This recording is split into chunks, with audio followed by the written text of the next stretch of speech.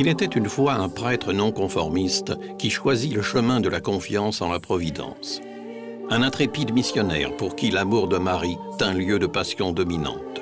On l'appelait le bon père de Montfort, l'apôtre infatigable de Jésus crucifié. Gueux et dépenaillé, disait Daniel Rops, qui mendie son pain et clame sa misère, comme d'autres font étalage de leur richesse, un prêtre qui avait tout l'air d'un saint. Il était une fois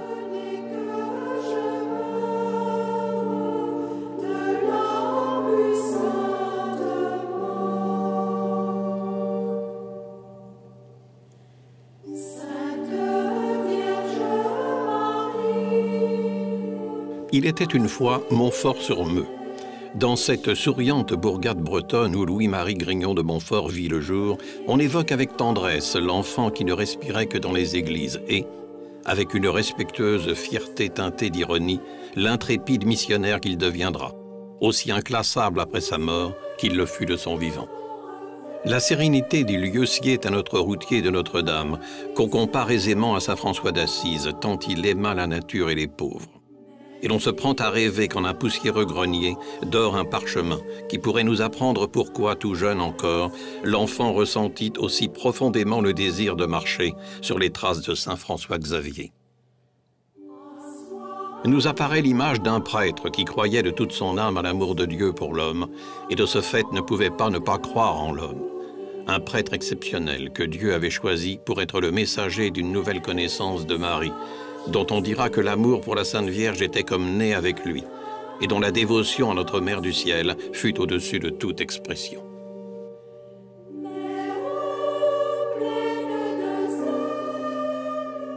Louis-Marie Grignon de Montfort, le prêtre qui fut élevé à la sainteté pour avoir, comme l'écrit Louis Le Crom, si bien cimenté la foi chrétienne dans les provinces, est bien un saint, dont le père François-Marie Lettel pourrait dire qu'il était marginal, mais brûlé du dedans.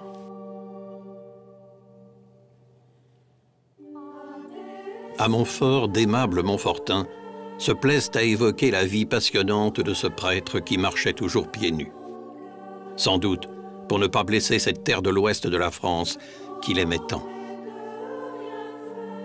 Il est né le 31 janvier 1673 et baptisé le lendemain, 1er février, dans l'église Saint-Jean. Pour le père de Montfort, le baptême, c'est important, c'est très important. On peut résumer toute la vie spirituelle et toute sa vie missionnaire par le baptême. On devenait des fils de Dieu, des fils de lumière, et la vie chrétienne, c'est tout simplement de vivre en fils de lumière et aidé par la Vierge Marie.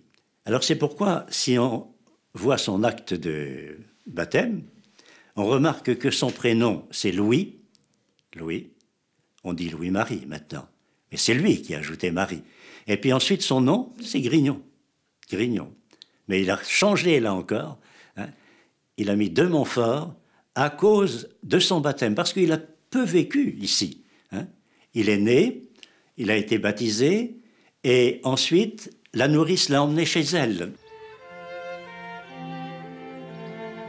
Nous sommes en pleine campagne, à quelques kilomètres de Montfort-sur-Meux. La maison de la mère André, c'était donc celle-ci. Sitôt après son baptême, alors il a été placé en nourrice chez la mère André. C'est là qu'il a fait ses premiers pas. Hein. C'est là qu'il a fait aussi ses premiers jeux d'enfants. Et puis la mère André l'a initié à la prière. On peut trouver aussi à partir de ce lieu l'amour du père de Montfort pour la nature. Il a toujours aimé beaucoup la nature, il l'a chanté dans ses cantiques. Lorsqu'elle a ramené le bébé, les parents n'habitaient plus ici. Ils habitaient déjà en Ifindique, au Bois Marqué. Le père était avocat. Il s'occupait aussi de l'administration de terres, de fermes. Près du Bois Marqué, par exemple, il y avait 2 fermes. C'est lui qui s'en occupait. La maman venait, elle, de Rennes. Elle était aussi très, très pieuse et très douce. Le père était orgueilleux. Il voulait être un petit peu au-dessus de son rang et il y avait des difficultés parfois à la maison et les biographes disent que le petit Louis consolait sa maman. Il y aura 18 enfants dans la famille. Celui qui l'a précédé, Joseph, va mourir avant même que le père de Montfort soit né, hein, ce qui veut dire qu'il veut devenir l'aîné de la famille.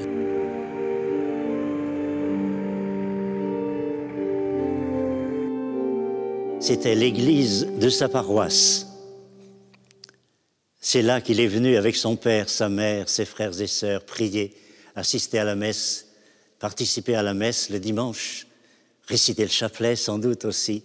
C'est là qu'il a écouté aussi les explications du catéchisme, qu'il a fait sa première communion, la première confession. C'est là qu'il a médité très longuement devant cette magnifique verrière. Ils entraient sur le côté par la porte latérale. C'était la chapelle qui était réservée à sa famille. C'était en lien un petit peu avec le Bois Marqué, hein, le lieu où ils habitaient. Il était déjà missionnaire en quelque sorte par rapport à la Vierge Marie, oui. Et il disait à sa petite sœur, Louise Guyonne, il lui disait de bien prier. Et il lui disait, si tu pries bien, tu seras belle. Alors elle priait de tout son cœur, bien sûr. Quand il a 12 ans, alors il va être envoyé au collège de Rennes, collège Thomas Becket, qui avait de 2000 à 3000 étudiants. Et on peut dire qu'il a été là un très bon étudiant. Il n'a pas beaucoup aimé l'atmosphère qui régnait dans cet établissement. Il y avait beaucoup de violence, de désordre, de choses pénibles. Il avait rassemblé autour de lui quelques condisciples pour mener une vie autre, des échanges différents. Il y avait des riches, des très pauvres sous le siècle de Louis XIV, et il a été obligé de se positionner dans ce cadre scolaire, de faire un choix. Ou bien il partait avec la classe brillante, clinquante, bling-bling de l'époque, ou bien il prenait le parti de toute cette classe extrêmement pauvre qui l'environnait. Et il a vraiment pris le parti, dès son plus jeune âge, d'aimer et d'aider les pauvres, d'aller à l'hôpital pour visiter les malades. Et ça a marqué toute sa vie. La première fois où ses oncles l'envoient à Paris, étudier au séminaire Saint-Sulpice, ils lui fournissent un cheval. La première chose qu'il fait, c'est qu'il refuse le cheval. Il y va à pied comme un clochard, en mendiant son pain. Et ça a toujours été ce besoin de s'assimiler aux plus pauvres de la société de l'époque, ce qui ulcérait son père. À Rennes, quand il passe le pont de Cesson, il abandonne complètement sa famille d'origine pour faire partie d'une nouvelle famille, la Providence. Depuis son enfance, il était toujours convaincu de sa vocation et donc il a cherché toujours la sainte volonté de Dieu. Donc même pas, je dirais, intéressé à la vie religieuse en tant que telle ou à une certaine forme de vie religieuse, mais suivre et chercher la volonté de Dieu dans sa vie. Et c'est ça qui lui a mené à faire deux choix de consécration et de prêtrise et des choses difficiles dans sa vie, mais toujours en pensant comment servir Dieu, comment louer Dieu.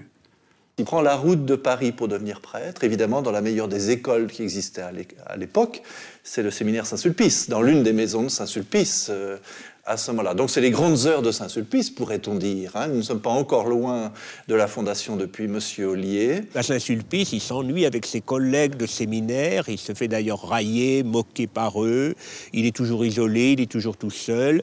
Mais sa détente, il est heureux quand il va faire le catéchisme aux enfants pauvres de la banlieue parisienne. Là, il revit en quelque sorte. Là, il est à l'aise, là, il est chez lui. Et sa vie, ça a toujours été ça. Il était responsable de toute la bibliothèque du séminaire. Et à cette occasion-là, il a pu lire tous les ouvrages de spiritualité de l'époque, y compris les ouvrages qui parlaient de Marie, qu'il aimait beaucoup depuis sa jeunesse.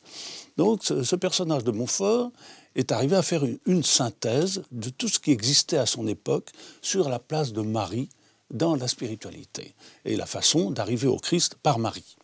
Il a lu presque tous les livres au séminaire, par exemple à Saint-Sulpice, à Paris, hein, l'école française, cardinal de Bérulle, tout ça, et il s'est pénétré de cela. Alors je crois que son amour de la Vierge Marie s'est épanoui justement par son étude doctrinale. Montfort a toujours dit que Marie a été l'arche qui l'a conduit pendant sa vie. La Vierge Marie a besoin, et il a trouvé en Saint-Louis-Marie, des apôtres, des missionnaires envoyés à travers ses messages, à travers sa présence, pour annoncer l'importance de son Fils, Jésus-Christ. Quand il est sorti de Saint-Sulpice, il avait beaucoup inquiété tous ses maîtres, tous ses directeurs de séminaire. Qu'est-ce qu'on va faire de ce gars-là? Il est inclassable. Et lui-même, pendant 5 ans, eh bien, il s'est fait mettre à la porte d'un petit peu partout. Il a fait des tas d'essais partout, de missions. Après Paris, ça a été des missions variées à travers la France, parce que l'ardeur missionnaire l'a emmené sur les routes et souvent à pied.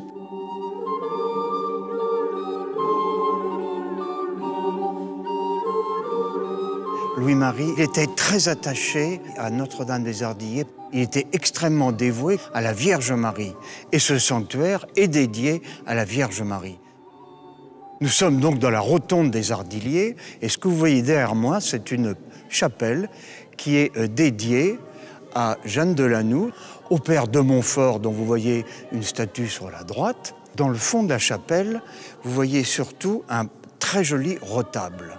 Ce retable a été offert par la marquise de Montespan. La marquise avait été répudiée par Louis XIV et elle a eu de grands élans de religion, si j'ose dire. Elle a eu de grands élans vers en particulier la Vierge Marie. Elle a beaucoup prié après avoir été répudiée. Et elle s'est lancée dans de très nombreuses actions de bienfaisance.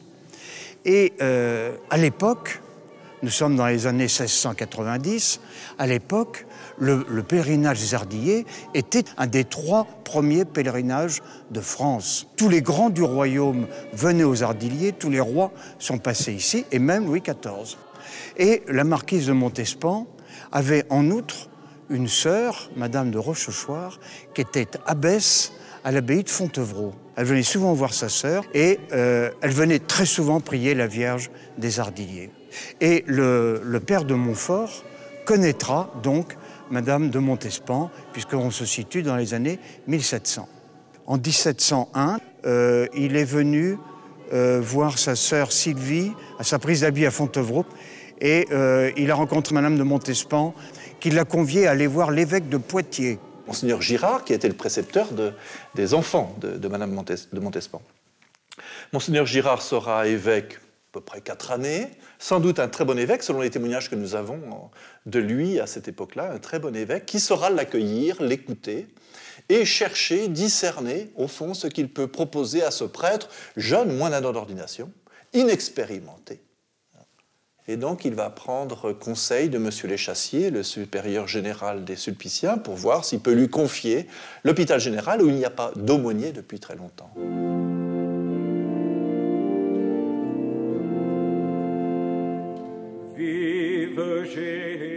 C'est le lieu à Poitiers où il va apprendre à discerner l'orientation de sa vie. Et il va vivre ici 5 années de tâtonnement, de recherche, de conseils, d'avis, pour tenter de discerner sa voie. Et au fond, cette période va être bouclée lorsqu'il va aller depuis Poitiers au carême 1706 vers Rome voir le pape, et que le pape va le confirmer dans sa vocation, dans sa mission de missionnaire apostolique ici dans l'ouest de la France. Je crois que ça sera un moment de paix important, et on peut dire que le ministère du père de Montfort va 1701-1706, c'est la période de Poitiers, et 1706-1716 jusqu'à sa mort, alors c'est là où il va déployer toutes ses capacités, enfin cette ardeur apostolique qui est la sienne dans les différents diocèses de l'Ouest. Donc on pourrait dire qu'au fond, c'était un lieu de formation parce que c'est là qu'il va discerner à travers de multiples tâtonnements l'orientation de sa vie comme missionnaire apostolique selon l'expression que le pape va utiliser.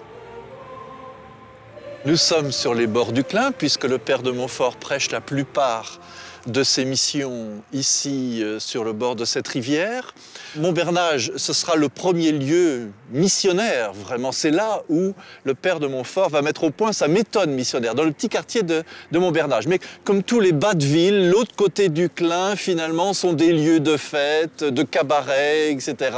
Alors, la jeunesse de la ville descendait sur le quartier de Montbernage. Et c'est là-bas, dans cette grange d'ailleurs, dans cette ancienne bergerie, qu'il va faire une première chapelle. Parce que les gens de Montbernage n'allaient pas prier à Sainte-Radégonde. Il fallait passer le pont Joubert. Et pour les gens, ce n'était pas la même population. C'était une collégiale, des chanoines. Donc ce n'est pas le même monde. Donc on peut dire que de Montbernage, très peu de gens pratiquaient. Alors, c'est le génie du père de Montfort, c'est le souci de mettre la foi à portée, à proximité de chacun. Et donc, il va faire là une petite chapelle, mal reçue au début, mais tout doucement, il va apprivoiser les enfants, les familles, et il va acheter cette bergerie. Et puis, c'est là qu'il va faire cette chapelle, ce lieu de prière, avec la procession qu'il va organiser. Là aussi, avec une plantation de croix, cette fameuse croix rouge que nous connaissons bien sûr. Le quartier Saint-Saturnin, ici, à cette époque-là, puisque c'est là où il prêche cette dernière mission, est un quartier malfamé, et le père de Montfort va organiser une procession pour venir purifier ce lieu. C'est ici donc le jardin des 4 figures, et c'est un lieu de débauche bien connu dans la ville. Et en ce lieu-là, il va venir bénir une croix, d'ailleurs, pour marquer la mission. Cette croix maintenant est tombée, n'existe plus, mais il reste toujours la pierre, le rocher, qui rappelle le fait que le père de Montfort a prêché ici et a conduit cette procession. Et alors, il va annoncer, prophétiser d'une certaine manière, le fait qu'un jour, ici, il y aura des religieuses. Et de fait, lui-même, quelques jours après, va emporter un pauvre, un malade, quelqu'un qui est vraiment très, très abîmé par la vie, et va le donner à une personne qui va le soigner ici, et par la suite, ce sont d'ailleurs les filles de la sagesse qui vont venir dans ce lieu former cet hôpital des incurables, justement. Jusqu'à nos jours, on a appelé l'hôpital Pasteur, et les sœurs vont arriver ici dans les années 1758, et ils vont y rester jusqu'en 1979. À l'hôpital de Poitiers, Montfort a regroupé un petit groupe de femmes pour prier, pour aider plus particulièrement les pauvres. Il avait mis à la porte de la communauté, si on veut, le mot « sagesse ». Et puis, il avait apposé une croix, une très grande croix, qu'on appelle encore la croix de Poitiers. Et finalement, ce groupe s'est dissous. Les personnes se sont désistées et il n'est resté, dans le fond, que Marie-Louise. Alors, comme Marie-Louise était toute seule, Montfort, qui avait de grandes vues sur Marie-Louise, le 2 février 1703, Montfort a donné l'habit à la... Marie-Louise a rencontré Montfort au confessionnal. Élisabeth, la sœur de Marie-Louise, a entendu parler Montfort, un saint. Marie-Louise est allée se confesser à Montfort. C'est la Sainte Vierge qui vous a envoyé à moi. Alors, tout de suite, Marie-Louise, de servir les pauvres là où Montfort se trouvait. Mais comme il n'y avait pas de possibilité pour elle d'entrer à l'hôpital comme gouvernante, elle est entrée à Poitiers en qualité de pauvre pour suivre justement ce fou de Montfort. Ils ont quand même vécu pendant une forme de noviciat pour Marie-Louise. Le Seigneur a fait un clin d'œil assez exceptionnel lorsqu'il les a fait mourir tous les deux un même jour, un 28 avril, au même endroit, à Saint-Laurent, et à 43 ans de distance. Louis-Marie mort à 43 ans, Marie-Louise mort 43 ans plus tard, un 28 avril, à 8 heures du soir, tous les deux. Je pense qu'il y a un clin d'œil de la Providence qui montre là qu'entre ces deux personnes, il y a eu vraiment une très grande communion spirituelle qui... pendant de leur vivant, même après la mort de Louis-Marie, et qui se continue maintenant aussi. Je pense que si la famille Montfortaine a une vitalité comme celle qu'elle a, elle le doit à la communion spirituelle entre Louis-Marie et Marie-Louise. Cette fameuse communauté de la sagesse qu'il y avait sous la houlette d'une supérieure aveugle, que c'était en quelque sorte la matrice de toute communauté. C'est lui. la proximité avec le pauvre, avec ceux qui sont exclus. Et ça m'a toujours frappé comme symbole, quoi. Il a voulu que ce soit vécu, que ce ne soit pas simplement une parole dite, mais un témoignage donc au sein de cette Babylone qui était cet hôpital de Poitiers, quoi. Au temps où nous avons été fondés, il y avait des sœurs contemplatives et des sœurs qui s'adonnaient dans la vie active. Et Montfort voulait que nous soyons les deux. Mais comme Montfort, c'était vraiment... il a mis beaucoup de prières. Quand il nous imposait, au début, dans la première règle des filles de la sagesse, était un peu remplie de prières que nous devions réciter. Donc, c'est que la vraie prière, elle sort vraiment du dedans. Si on est fille de la sagesse, c'est bien parce qu'il nous a voulu pour être consacré à cette sagesse incarnée. Et alors, si on est là, c'est parce qu'on aime Jésus-Christ et qu'on aime particulièrement à travers cette... Un art d'entrer en relation avec Dieu. Un art d'entrer en relation. Que le Christ se dise à travers ce mystère. Et pour moi, c'est quelque chose qui me motive beaucoup, comment aider des jeunes. Notre chant d'apostolat, on se rappelle qu'un an avant sa mort, en 1715, il a quand même initié vraiment aussi de prolonger cette mission de Saint Louis-Marie de Montfort dans le chant de l'école. Ça reste d'actualité dans le sens aussi de l'innovation. Saint Louis de Montfort avait une devise, si on hasarde quelque chose pour Dieu, on ne fait rien de grand pour lui. Je crois que c'est encore une caractéristique des frères de Saint-Gabriel, d'innover dans ce champ de l'éducation qui est... Ceux qui nous ont précédés ont beaucoup puisé dans ce qu'il a écrit, dans ce qu'il a dit et dans ce qu'il a fait. Montfort, il n'a pas créé une congrégation pour créer une congrégation, mais une famille Montfortin pour annoncer la bonne nouvelle, prêtres, religieux et laïcs. Mathurin Rangian, c'est un frère, mais c'est aussi un laïc.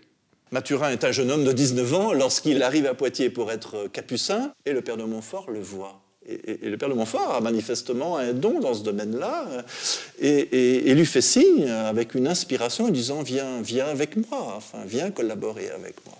Et Mathurin, très étonnamment, le suit dans une confiance totale, hein, puisqu'il va le suivre et faire route avec lui, et qu'au fond, Mathurin va être le premier des Montfortins. Jusqu'à la fin de sa vie, il avait très peu de disciples. Son ami Blain, le chanoine Blain, lui a reproché. Il a dit, comment voulez-vous que vous ayez des disciples avec les exigences que vous leur demandez? Elle était déjà un peu avec l'étiquette d'un homme singulier. Il n'était pas très beau.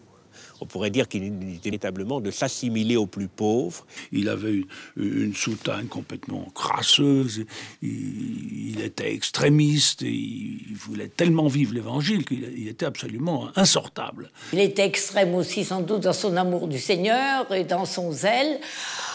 Alors quelquefois, quand même, ça devait déranger. Il avait une personnalité un peu austère, et puis comme il avait un caractère un peu difficile, il sentait peut-être...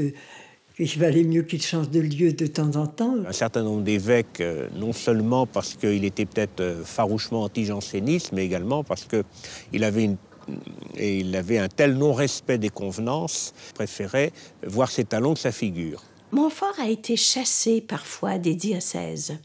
Pourquoi? Parce que les religieux ou les prêtres de ce temps-là étaient surtout des gens qui étaient un petit peu dans l'aristocratie. Et Montfort était un pauvre radical. Il était trop sévère, il était trop dur pour lui-même et c'était difficile de le suivre. Il n'était pas comme les autres. C'était un radical de l'Évangile.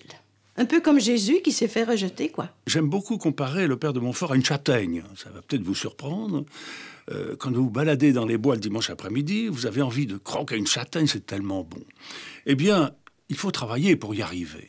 Il faut d'abord saisir la châtaigne, ça vous pique les doigts, vous la coincez entre vos deux godasses et vous l'essayez de l'ouvrir, et vous vous dites « j'ai gagné ». Ben, pas du tout. Il y a encore une espèce de peau marron, assez dure à retirer. Il faut sortir le canif de votre poche pour retirer la peau, et vous allez vous dire « je vais croquer ma châtaigne ». Pas du tout. Il y a encore une autre peau qui est pleine de tanins, qui vous salit les doigts. Mais alors, quand on arrive au cœur de la châtaigne, c'est une merveille. Pour moi, c'est un peu Montfort. Le saint révèle à l'autre ce qu'il y a de profond en lui et qu'il ne veut pas voir. Donc il est bousculant.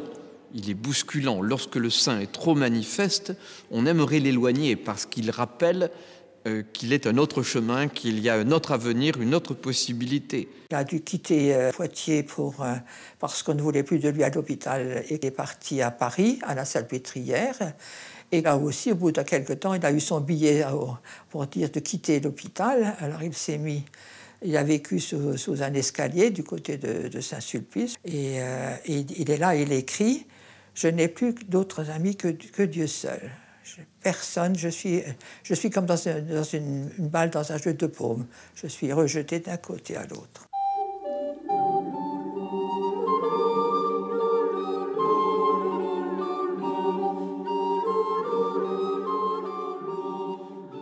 Il s'était réfugié dans la rue du Pot de Fer, sous son escalier. Je crois que c'est une communauté voisine qui venait lui porter quelques repas par charité. Et là, donc, tous ces écrits qu'il avait médités lui sont revenus en mémoire. Et il a écrit donc ce merveilleux bouquin qui est précieux pour nous, L'amour de la sagesse éternelle. Quand il a écrit le traité de l'amour de la sagesse éternelle, il dit pour connaître la sagesse, il faut d'abord la désirer.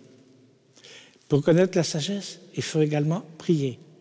Pour connaître la sagesse, eh bien, il faut avoir recours à Marie. Pour le Père de Montfort, Jésus est devenu, si on peut dire, sagesse éternelle et incarnée en Marie. Et pour moi, pour vivre la sagesse avec Jésus, c'est le moyen le plus efficace, c'est en compagnie de Marie.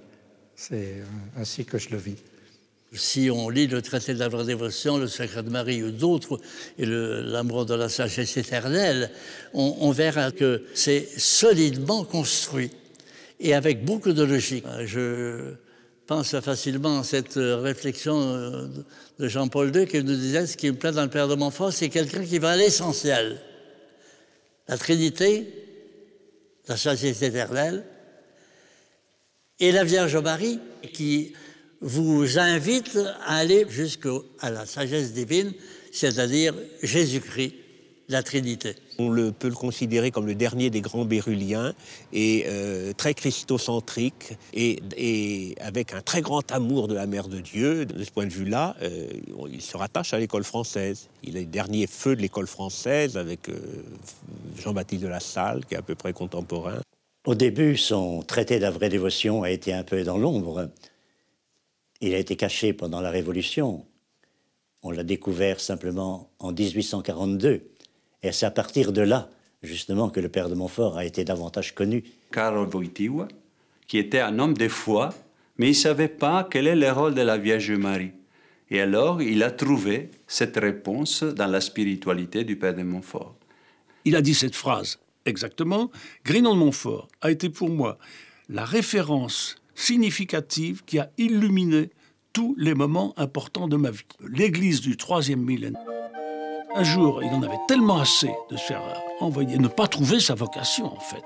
Il est parti à Rome et il a été demandé au pape, dites-moi, donnez-moi donc l'autorisation d'aller chez les Iroquois, parce que là au moins je pourrais faire du travail, et chez moi je me fais mettre à la porte partout. Et alors Clément XI à l'époque lui a répondu une chose extraordinaire: monsieur, vous avez un assez grand champ en France, retournez chez les évêques qui vous mettent à la porte, et Dieu donnera fruit à votre travail à la mesure de l'obéissance que vous aurez envers ces évêques. C'est fabuleux comme histoire. Alors, il n'a pas cherché à réfléchir, il a repris son petit bâton de pèlerin, et il est revenu avec le titre de missionnaire apostolique, ce qui lui donnait quand même un petit peu plus d'initiative possible, et il disait, avec des choses très précises, le souci des pauvres, le retour à la grâce du sacrement de baptême, hein, et il est parti, il a mené son chemin, et il s'est laissé conduire par la parole. Et confirmer mes frères dans la foi. Donc ça, vraiment, il l'a reçu comme une parole d'encouragement et avec des moyens offensifs, de la créativité, une prédication incisive, viennent ramener les personnes à la foi, d'éloignement de la foi de ces populations qui avaient été éprouvées. Et là, Grignon de Montfort, je dirais, s'attaque à des populations qui sont loin de la foi et qui sont appelés à la redécouvrir. C'est d'ailleurs...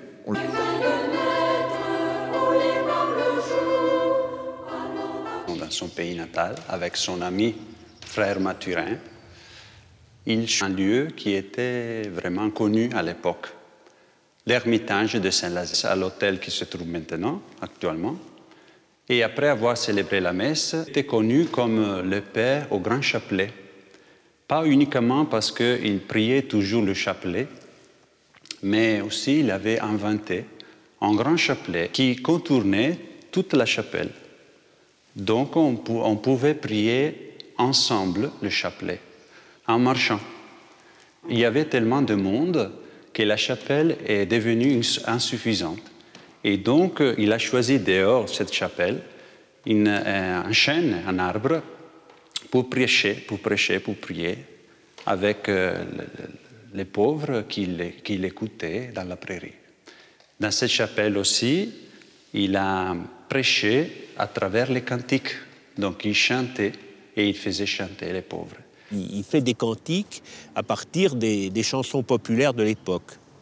Les chansons populaires de l'époque, qui sont des chansons de cabaret, pourrait-on dire, eh bien, il réécrit complètement les paroles, mais il garde l'air. Comme ça, les gens les chantent facilement. Il n'y a pas besoin d'apprendre le cantique de A à Z, parce qu'avec une mélodie que personne ne connaît, bon, là, tout le monde est à l'aise sur la mélodie, puisque tout le monde la braille au cabaret depuis des lustres. Donc, mais simplement, les paroles ont changé. Je crois que c'est me rappeler le Péchopine à ma voisine devient le vrai dévot à Marie. Vous voyez, donc l'air est le même, le thème un peu différent. Je suis tout dans sa dépendance pour mieux dépendre du Sauveur, laissant tout à sa providence, mon corps, mon âme et mon bonheur. Pour aller à Jésus, allons chrétiens, allons par Marie. Pour aller à Jésus, c'est le divin secret des élus.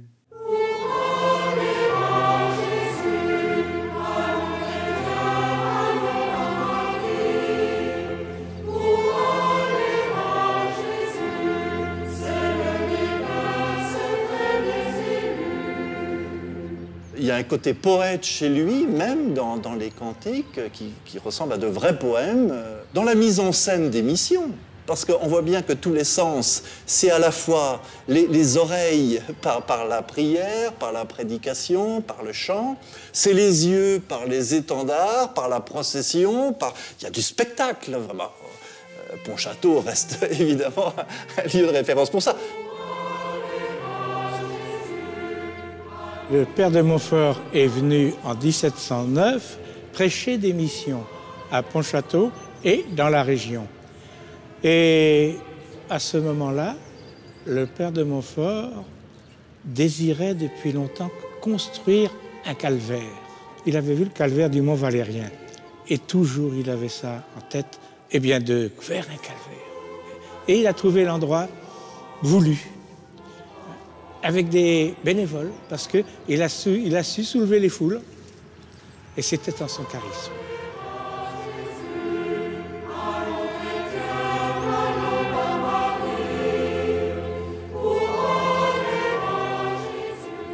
Nous sommes dans la cathédrale de La Rochelle. Il a sa place ici. Vous voyez en haut de son autel, c'est marqué « Mémoire du bienheureux Louis-Marie de Montfort, la ville de La Rochelle ».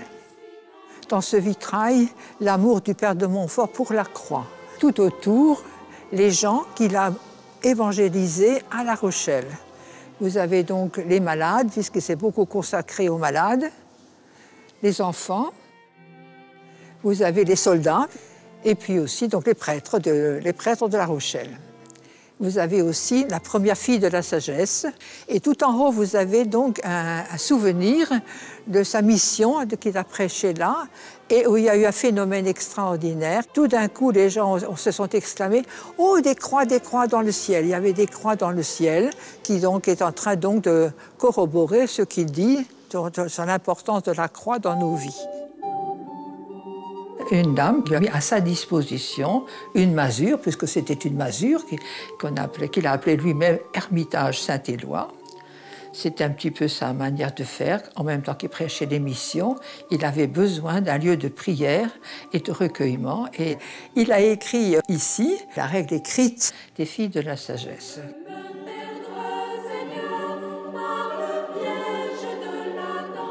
Montfort, eh bien, parmi les lieux des missions qu'il va prêcher durant les 5 dernières années de sa vie, La Rochelle occupe une grande place. Il a prêché une grande retraite à La Rochelle. C'était plutôt une véritable récollection pour adultes.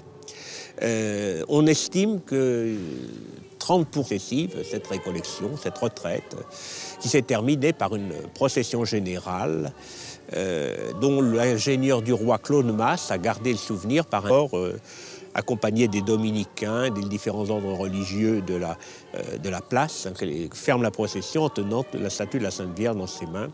Cette procession qui a vraiment marqué profondément dans une ville qui était quand même traditionnellement une grande place du protestantisme, au moins historiquement. Et il aimait mettre des statues de la Sainte Vierge un peu partout. Il y a son bâton de voyage, et à l'extrémité de ce bâton... Une toute petite statue qu'il a sculptée lui-même, et qu'on appelle Notre-Dame de la Route. Dans cette statue, quelquefois, il en avait des larmes aux yeux tellement il était en communion avec Jésus et Marie, tant qu'il prêchait, pour inviter les gens à renouveler les promesses de leur baptême. Et la troisième étape, il la faisait devant le Père de Montfort. Parfois presque un mois, et le terme, c'était la confession générale, qui normalement se faisait véritablement dans un retour extrêmement pénitent et extrêmement fervent vers... Corsaire était très présent. Donc il a réussi à convaincre un marin de Croix-de-Vie.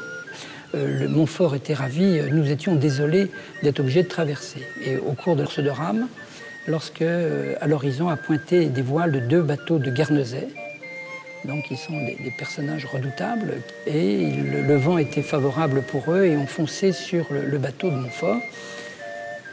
Et Montfort, lui, était très calme, alors que les autres se voyaient déjà partis comme prisonniers en Angleterre. Et Montfort donc, les a exhortés à chanter des cantiques, et eux disaient nous, on préfère prier déjà parce qu'on se sent déjà prisonnier. Montfort est très serein, et il dit non, ne vous inquiétez pas, et au dernier moment, les vents vont changer, et les corsaires vont être obligés de partir en vents différents, et vont laisser la place libre pour notre bateau qui a pu toucher l'île tranquillement, sans danger. Nous sommes donc à l'église Saint-Sauveur de l'Île-Dieu. Grignon de Montfort, en 1712, est venu prêcher un carême à la demande de l'évêque de Luçon, Monseigneur de... La paroisse était invitée en procession pour venir planter une croix. Et dans l'endroit, au lieu de remplacer à nouveau cette croix en bois, a commencé une construction, une petite chapelle à l'emplacement de la croix. Dans les années 60-70, un chalutier tonnier y a porté le nom du Père de Montfort. Ce qui prouve que la spiritualité de Montfort, le souvenir de Père de Montfort est resté très attaché à l'île-dieu. Notamment par la présence, assez souvent, de missionnaires Montfort dans l'île, et puis la présence des frères qu'on appelle aujourd'hui des frères de Saint-Gabriel, qui sont toujours présents actuellement dans l'île.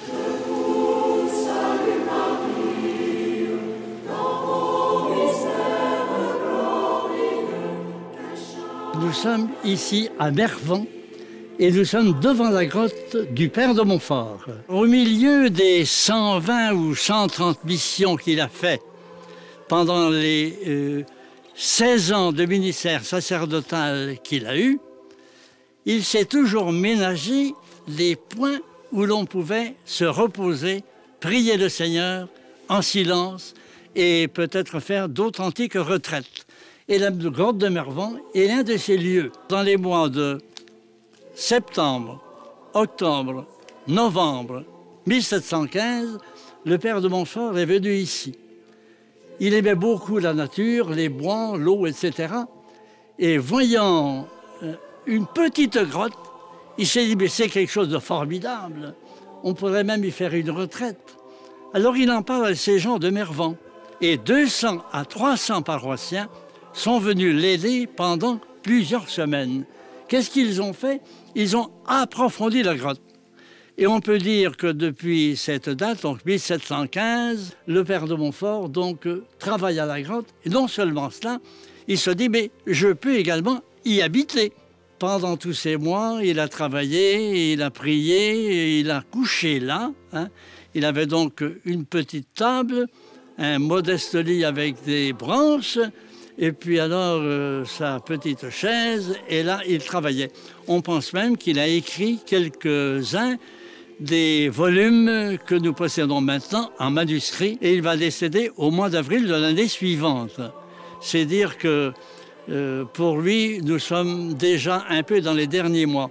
Et il a formé également ses deux premiers Montfortins, c'est-à-dire le père Mulot, qui sera son successeur, et le père Vatel, qu'il avait trouvé du côté de La Rochelle.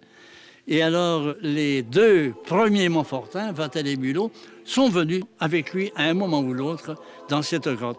Donc pour nous, c'est à la fois un souvenir général du père de Montfort et un souvenir de famille.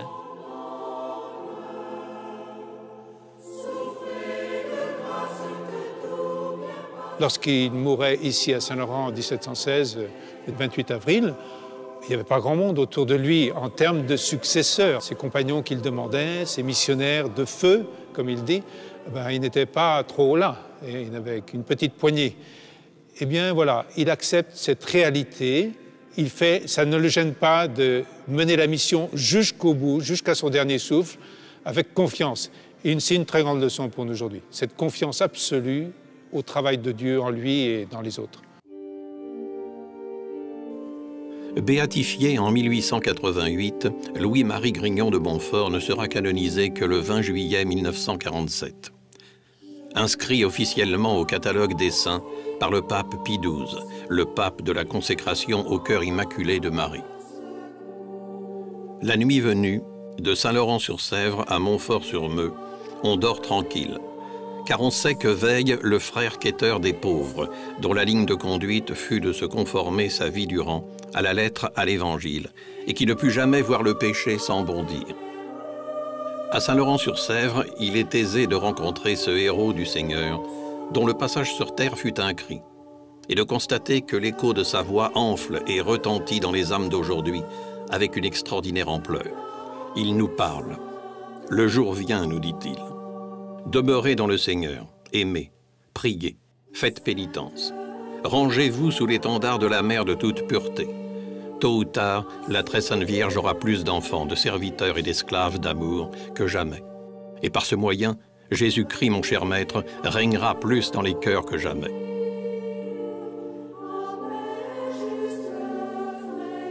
À Saint-Laurent-sur-Sèvre, il est aisé de lui rendre hommage. La basilique abrite le tombeau de celui que les foules ont suivi à la suite du Christ, sous la conduite de Marie, sur un chemin de sagesse, d'amour et de bonheur. Là, dit Raymond Christophe Lourd, a pris fin une bataille ininterrompue dans laquelle l'athlète du Christ, incompris, rebuté, humilié, a tenu tête à toutes les puissances, à peu près sans aide et sans autres armes que sa foi, son espérance et sa charité.